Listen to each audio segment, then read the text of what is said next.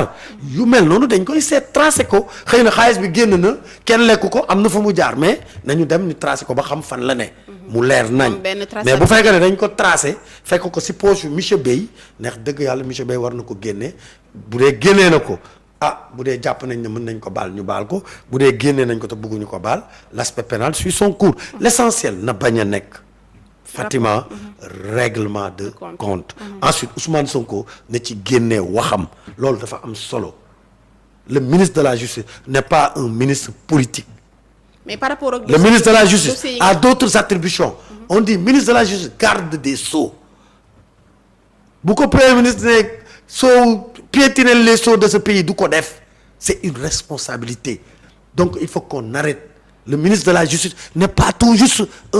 une autorité politique effectivement c'est une autorité politique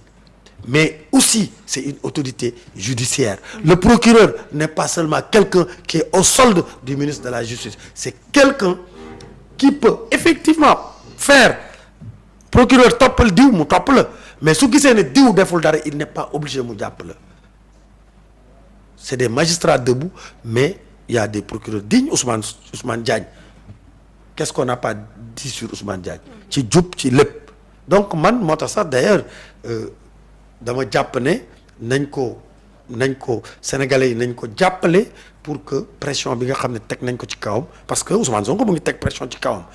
gis nañ ko Assemblée nationale gis nañ ko quand il est sorti di wax ne justice bi magistrats yi c'est des corrompus étant premier ministre donc yooyu dañ koy condamner waxuñu que les magistrats sont au-dessus ils sont pas au-dessus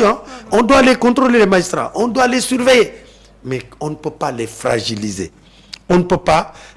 jël magistrats yi